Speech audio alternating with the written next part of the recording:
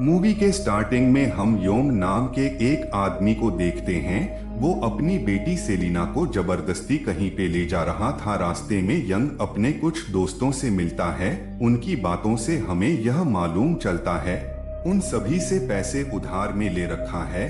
वहाँ पे वो लोग जब योंग से अपने पैसे मांगते हैं तो यंग कहता है, मैं आज ही तुम सबके पैसे लौटा दूंगा। इसके बाद योंग सेलिना को लेकर एक घर पे पहुंच जाता है। यहाँ सेलिना अपने ही जैसी एक लड़की और उसकी माँ को देखती है। इस लड़की को देखकर सेलिना काफी डर जाती है। वो समझ जाती है उसकी हालत भी ऐसे ही होने वाली है।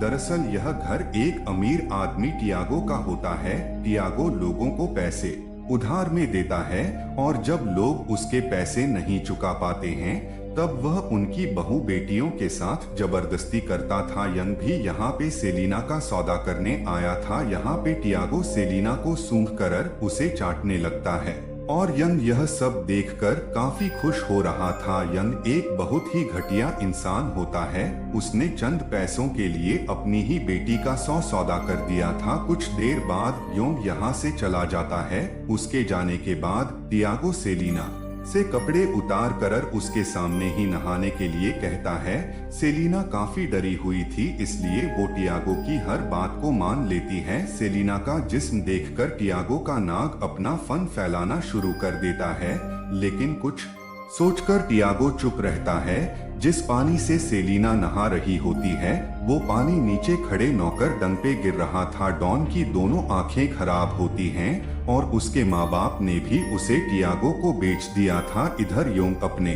दोस्तों के साथ बैठकर शराब पी रहा था क्योंकि वो अपनी बेटी का सौदा करके काफी खुश होता है। दूसरी ओर टियागो सेलिना को अपने पास आने के लिए कहता है, लेकिन सेलिना उसकी बातों को नहीं मानती है।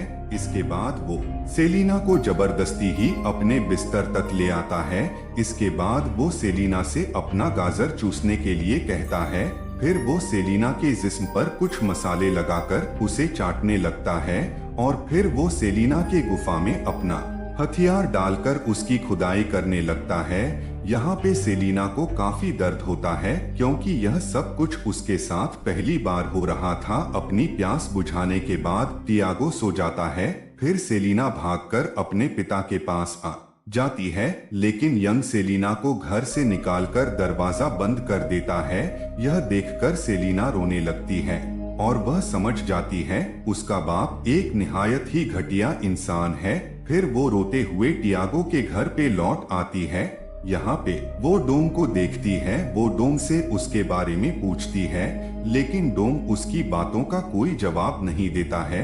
इसके बाद सेलिना ऊपर कमरे में आती है और टियागो से थोड़ी दूरी पर सो जाती है। नेक्स्ट मॉर्निंग जब सेलिना सोकर उठती है तो वह देखती है टियागो डंग को पीट रहा है क्योंकि डोंग आज मुर्गियों को खाना देना भूल गया था। यह देखकर सेलिना को टियागो पे बहुत गुस्सा आता है, लेकिन वह चाहकर भी कुछ नहीं कर पाती है। फिर दोपहर में जब टियागो खाना खा रहा होता है तो वह सेलिना को अपने पास बुलाता है और वह उसकी गुफा में उंगली डालकर उसे चाटने लगता है। इसके बाद वह सेलिना को अपने सामने बैठाकर खाना खाने लगता है। डोंग भी वहीं पे नीचे बैठकर खाना खा रहा था। यहाँ पे टियागो अपने पैरों से सेलिना के गुफा को सहला रहा था और सेलिना को यह चीज बहुत ही अजीब लगती है, जबकि टियागो को इस काम में काफी मजा आ रहा था। खाना खाने के बाद टियागो अपने काम में लग जाता है। वह लोगों से लिए सोने को पिघलाकर उसकी बिस्किट बनाता है। उसने लोगों को बेवकूफ बनाकर काफी सोना जमा कर रखा था। दूसरी ओर हम सेलिना और डंग को देखते हैं।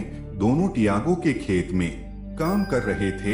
यहाँ डोंग सेलिना को बताता है, मैं टियागो का बेटा नहीं हूँ, बल्कि मेरे माँ बाप ने भी पैसों के बदले मुझे टियागो को बेच दिया। नेक्स्ट डे मिरांडा नाम की एक लेडी टियागो के पास आती है। वो टियागो को अपने सोने का चैन बेचती है, लेकिन चैन के बदले टियागो उसे बहुत ही कम पैसे देता है।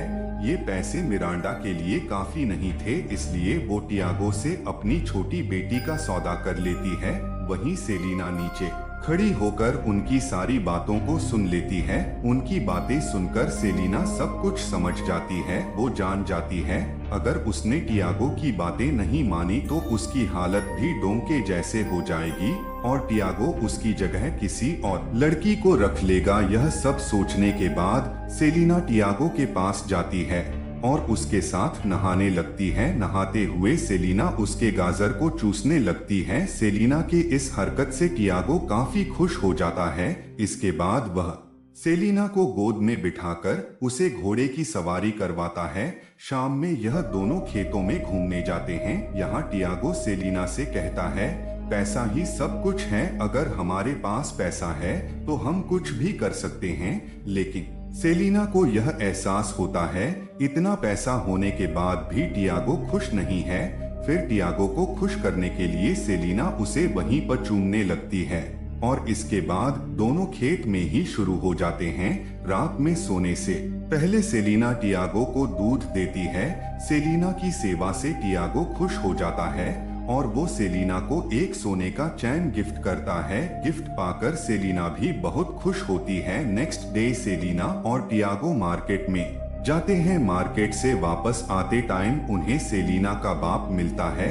वहीं पे एक लेडी सेलिना को टियागो के हरकत के बारे में बताती है। लेकिन सेलिना यह बात अच्छे से जानती थी अगर उसे सही सलामत रहना है उसे टियागो के साथ अच्छे से रहना होगा। रात में सेलिना नशे में धुत टियागो को घर में लेके आती है। उसके सो जाने के बाद वह वहाँ पे रखे सोने को देखने लगती है और फिर वह वहाँ से एक चैन चुरा लेती है क्योंकि यह चैन उसकी माँ की होती है। थोड़ी देर बाद सेलिना डोंग के पास आती है। उसके पूछने पर डोंग उसे बताता है, एक बार मैंने यहाँ से भागने की कोशिश की थी लेकिन टियागो के आदमियों ने मुझे पकड़ लिया था और इसके बाद टियागो ने गर्म लोहे से मेरी दोनों आंखें फोड़ दी ताकि मैं दोबारा कभी ना भाग पाऊं। डॉन की हालत सेलिना से भी ज्यादा खराब थी, इसलिए सेलिना उसे गले लगाकर उसका गम बांटना चाहती है। लेकिन डोंग ऐसा करने से डर रहा था। उसे अच्छा महसूस कराने के लिए सेलिना उसके हाथों को अपने मोमोज पर रख देती है।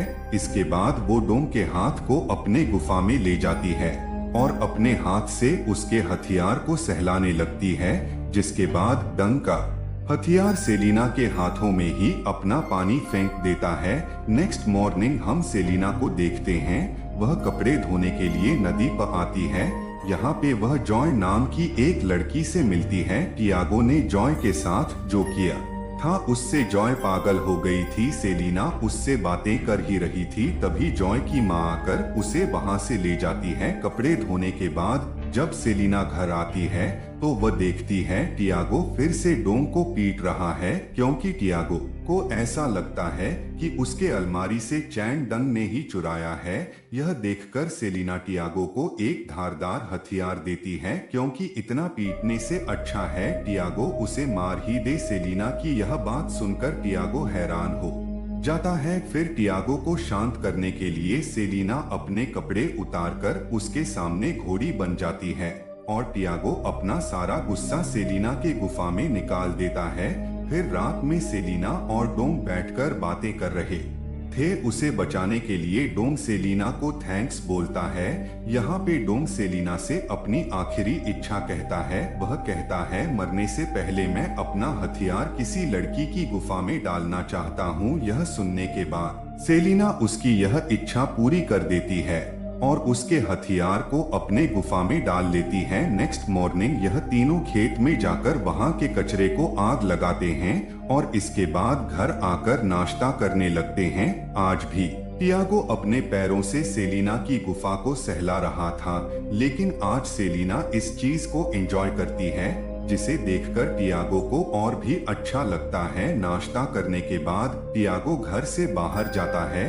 यहाँ पे वह मिरांडा से मिलता है। वह मिरांडा को कुछ पैसे देता है ताकि जॉय का इलाज करवा सके। फिर टियागो शराब खाने में आकर वहाँ पर ड्रिंक करने लगता है। दूसरी ओर हम सेलिना और डंग को देखते हैं। ऐसे ही सारा दिन बीत जाता है। फिर योंग रात में टियागो को छोड़ने आता है। रास्ते में टियागो योंग से कहता है सेलिना मेरे साथ बहुत खुश है, वह मेरा बहुत अच्छे से ध्यान रखती है। और मैं जल्द ही उसके साथ शादी भी करने वाला हूँ। तभी यंग उसे बताता है, सेलिना मेरी बेटी नहीं है, मैं तो एक नामर्द हूँ। वो आगे कहता है, कई सालों पहले मैंने तुमसे उधार लिया था और जब मैं उन पैसों को नहीं चुका पाया तब तुमने मेरी बीवी के साथ जबरदस्ती किया था, जिसके बाद मेरी बीवी को एक बेटी हुई और सेलिना तुम्हारी ही बेटी है। ये सुनते ही टियागो शॉक्ड हो जाता है, क्योंकि इतने दिनों से वो अपनी ही बेटी के साथ घपाघाप उड़ाते हुए वहाँ से लौट जाता है। इधर हम सेलिना और डोंग को देखते हैं। वो डंग के हथियार को अपने गुफा की सैर करवा रही थी। ठीक उसी समय टियागो भी वहाँ पर पहुँच जाता है और उन दोनों को साथ में देख लेता है। यह देखकर वह डंग को मारने लगता है। यह देखकर सेलिना एक चाकू उठाती है और उस चाकू से टियागो को मार देती है। इसके बाद वो टियागो के घर से सारे पैसे ले लेते हैं और टियागो के घर को आग लगाकर वहां से निकल जाते हैं। अगले दिन यह लोग पैसों का बंटवारा करते हैं और जिंदगी की नई शुरुआत करने के लिए अपने अपने रास्ते पर निकल जाते हैं और यहीं यह मूवी खत्म हो जाती है।